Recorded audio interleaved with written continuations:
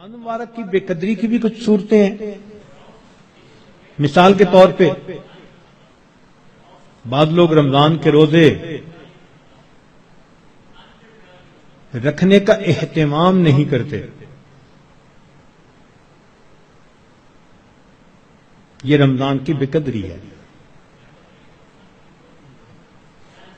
اور کئی مرتبہ سحری کھا کے سو جاتے ہیں کہ میں تھوڑی دیر ذرا آرام کر لوں, اٹھ کے فجر پڑھوں گا, اور شیطان کو نماز قضا کروانے کا موقع مل جاتا ہے.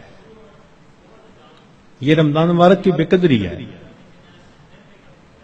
اسی طرح افطاری کے انتظار میں باجماعت نماز چھوڑ بیٹھتے ہیں.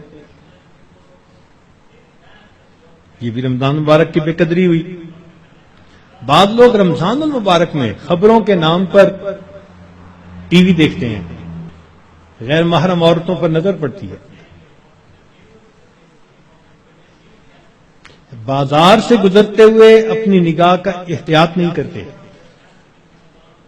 یہ بھی رمضان مبارک کی بے قدری ہوئی.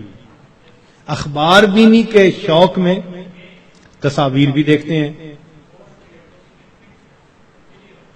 یا بعض لوگوں کو دیکھا کہ بھوک سے بچنے کے لیے یا پیاس کے احساس سے بچنے کے لیے ڈائجسٹ پڑھنا شروع کر دیتے ہیں, ناول, افسانے, کہ وقت گزر جائے.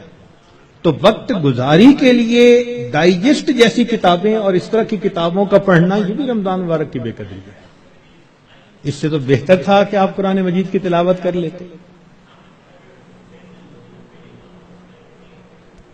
اور بعض مرتبہ عورتیں گھر کے کام کاج میں لگی ہوتی ہیں تو وہ وقت گزاری کے لیے موسیقی والی قوالی لگا دیتی ہیں. اور ایسی آج کل قوالیاں بن بھی خوب رہی ہیں گانوں کی طرز پر.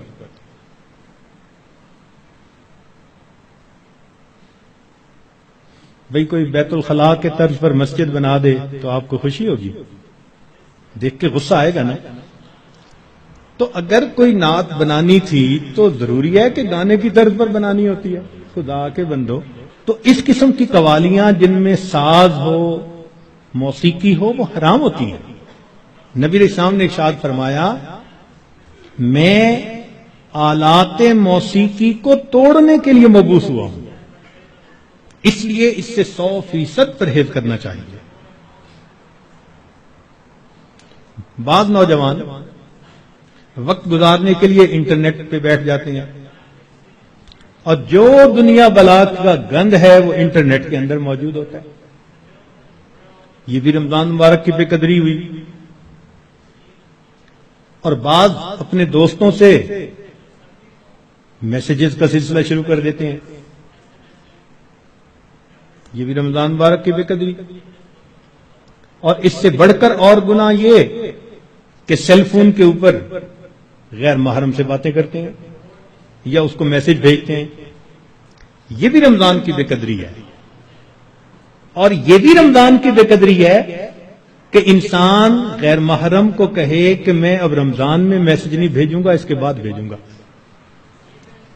تو اس کا مطلب یہ ہوا کہ اس نے اللہ کے حکم کی تعظیم نہیں کی. تو رمضان میں ان گناہوں کو کاملاً چھوڑنا ہے, یہ نہیں کہ صرف رمضان کے لیے چھوڑنا ہے. بعض لوگ حالات حاضرہ کے نام پر ایک دوسرے بندے کی غیبتیں شروع کر دیتے ہیں. بعض لوگ رمضان میں یہ کہنے میں بڑا خوشی محسوس کرتے ہیں, آج روزہ بڑا لگ رہا ہے. بھائی صبر کیجئے, صبر کا مہینہ ہے, اور روزہ لگا بھی تو کتنے گھنٹے کی بات ہے, چند گھنٹے کی بات ہے. مگر وہ اس کو ایک ٹاپک بنا لیتے ہیں. ہر آنے والے کو بس میں اٹھ نہ سکا, تھوڑا وقت تھا, پانی نہ پی سکا اور کھانا نہ کھا سکا. ایسے لگتا ہے جیسے روزے کا ماتم کر رہے ہو بیٹھے ہوئے. یہ بھی رمضان کی بے قدری ہے. رمضان مبارک میں جو آدمی اللہ رب العزت کے قرب کے لیے کوششیں کرے گا, یقیناً اللہ رب العزت اس کے گناہوں کو معاف فرمائیں گے اور اسے اپنا قرب عطا فرمائیں گے۔